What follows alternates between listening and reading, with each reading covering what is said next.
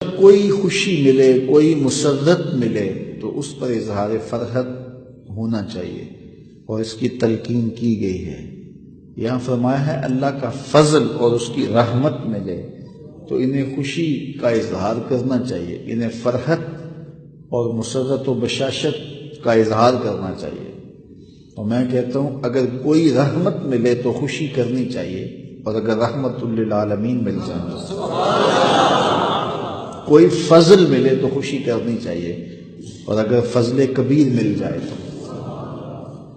تو حضور علیہ السلام کی صورت میں ہمارے اوپر جو انعام ہوا، میں کہتا ہوں ساری زندگی اس پر ہم شکریہ ادا کرتے رہیں، حق شکر پھر بھی ادا نہ۔ اور یہ اتنی بڑی نعمت ہے، اتنی بڑی نعمت ہے، ہمارے وجود بھی حضور کی برکت سے قائم ہے۔ اس کائنات کی علت غائی ذات رسالت مآب صلی اللہ علیہ وآلہ وسلم، سب کچھ تمہارے واسطے پیدا کیا گیا۔ مولانا ظفر علی خان کیا خوب کہا، سب کچھ تمہارے واسطے پیدا کیا گیا، سب غایتوں کی غایت اولا تم ہی تو ہو، سب غایتوں کی غایت اولا تم ہی تو ہو، ہم جس میں بس رہے ہیں وہ دنیا تم ہی تو ہو۔ تو ساری خوشیاں، ساری مسرتیں جو ہمیں میسر ہیں، حاصل ہیں، یہ اس نعمت کبریٰ کے صدقے سے ہمیں نصیب ہوئی ہیں۔ اس لیے ہم سر سے لے کر پاؤں تک حضور علیہ السلام کے احسانات کے قرض تلے دبے ہوئے، تو ساری زندگی بھی اس نعمت کا شکریہ ادا کرتے رہیں تو حق کے شکر ادا نہ ہو۔ ہمیں چاہیے کہ 12 ربیع الاول کو اور اس کے علاوہ بھی پیر کے دن کو روزہ رکھنے کی کوشش کریں۔ حضور ہر پیر کو روزہ رکھتے تھے، تو پوچھا گیا حضور آپ ہر پیر کو روزہ رکھتے ہیں؟ قال فیہ ولدت، کہا اس میں میری ولادت ہوئی تھی۔ تو کثرت نوافل کے ذریعے سے بھی اللہ کا شکر ادا کیا جا سکتا ہے کہ مالک تو نے یہ نعمت عطا کی، اگر یہ نعمت نصیب نہ ہوتی تو ہمیں خلقت وجود ہی نہ دیا جاتا۔ اللہ کی حضور کثرت کے ساتھ سجدے کریں اور اس کا شکر ادا کریں۔ باقی مجالس کے ذریعے حضور کے ذکر کی محافل کا انعقاد کرنا یہ بھی مشروع ہے، شریعت اس کی بھی حوصلہ افزائی کرتی ہے، حوصلہ شکنی نہیں کرتی، بلکہ صحابہ کے عمل سے، سنت سے، طریقے سے ثابت ہے۔ مختلف کتب حدیث میں روایت ہے، صحابہ میں بھی ہے، حضور تشریف فرما تھے حجرہ انور میں، اور صحابہ مسجد نبوی کے ایک گوشے میں بیٹھ کے مجلس کر رہے تھے۔ حضور تشریف لائے اور فرمایا ما اجلسکم، صحابہ کیوں بیٹھے ہو، تمہارا مقصد جلوس کیا ہے، اس جلسے کا انعقاد کیوں کیا ہے تم نے؟ ما اجلسکم، تمہارے اس جلسے کا مقصد کیا ہے؟ تو صحابہ نے جو جواب دیا سنیے۔ صحابہ نے عرض کی جلسنا نذکر اللہ ونحمدہ علی ما ہدانا للاسلام ومن علینا بک، ہمارے بیٹھنے کا مقصد یہ ہے کہ ہم اللہ تعالیٰ کی حمد بیان کر رہے ہیں، اس کا شکریہ ادا کر رہے ہیں، اس بات پر کہ اس نے ہمیں ہدایت اسلام دی ہے، اس نے ہمیں ہدایت اسلام دی ہے اور آپ کی صورت میں ہمارے اوپر احسان کیا ہے۔ وَمَنَّ عَلَيْنَا بِكَ، آپ کی صورت میں ہمارے اوپر احسان کیا ہے۔ حضرت حسان بن ثابت رضی اللہ تعالی عنہ کی الگ سے بولی سننا چاہو تو ان کے لفظ یہ ہیں مَنَّ عَلَيْنَا رَبُّنَا أَن بَعَثَ فِينَا مُحَمَّدًا صلی اللہ علیہ وسلم، ہمارے رب نے ہمارے اوپر احسان کیا ہے کہ ہمیں حضور عطا کر دی ہے۔ اور اگر اس کا منظوم ترجمہ چاہو تو وہ یہ ہے فضل رب العلا، اور کیا چاہیے، مل گئے مصطفیٰ، اور کیا چاہیے۔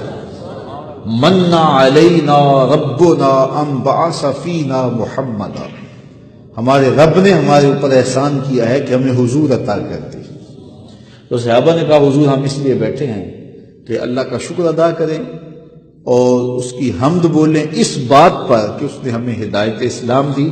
اور آپ کی صورت میں ہمارے اوپر احسان فرمایا۔ بات تو سادی سی تھی، حضور خوش ہو کے چلے جاتے، لیکن حضور رک گئے۔ حضور نے فرمایا صحابہ کیا تم اس بات پہ قسم دیتے ہو کہ اسی لیے بیٹھے ہو؟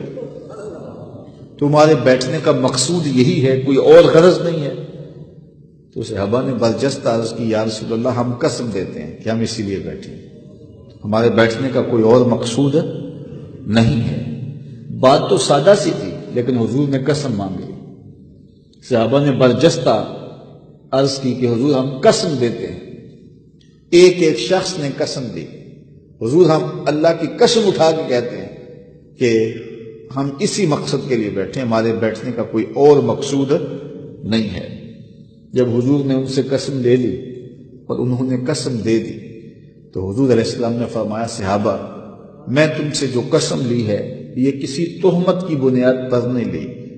تمہارے قول کی صداقت پر مجھے کوئی شک نہیں تھا کہ میں نے قسم سے تصدیق چاہی ہو، بلکہ ماجرا کچھ اور تھا، اور وہ یہ کہ تم یہاں تھے اور میں حجرے میں تھا، اتانی جبریل علیہ السلام،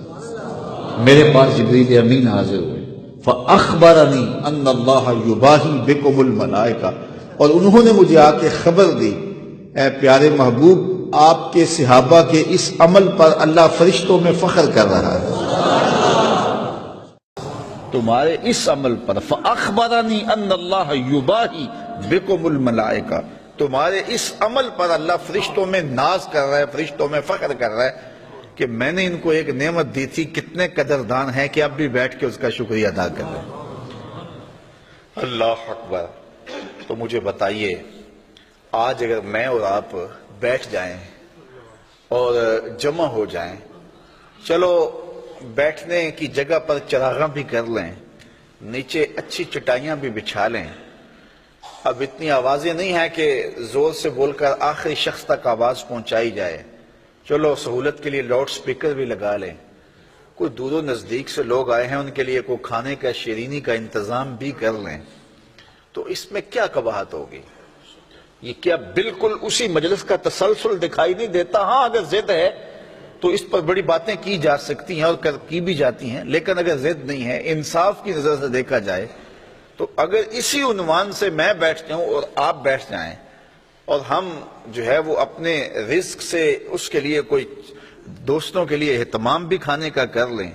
اور حضور علیہ السلام کی سیرت کو عنوان چھیڑ لیں، فضائل و مناقب کی باتیں کر لیں، تو اس میں کوئی قباحت نہیں ہوگی۔ آفاق کے ہر ہر گوشے میں قرآن سنا کر دم لینا، اب رکنا نہیں، اب تھمنا نہیں، فردوس میں جا کر دم لینا، آفاق کے ہر ہر گوشے میں قرآن سنا کر دم لینا، اب رکنا نہیں، اب تھمنا نہیں، آفاق کے ہر ہر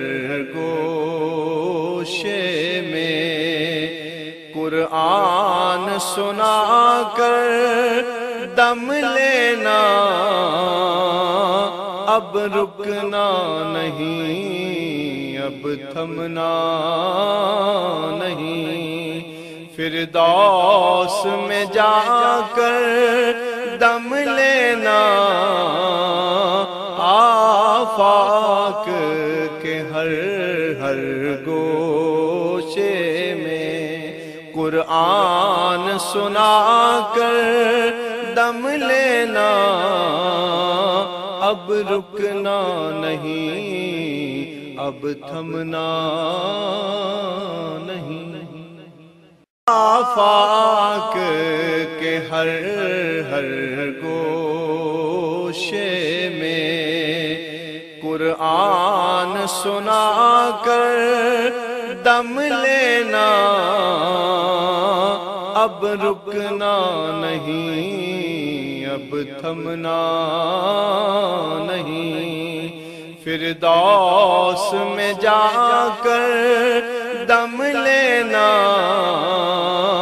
آفاق کے ہر ہر گوشے میں قرآن سنا کر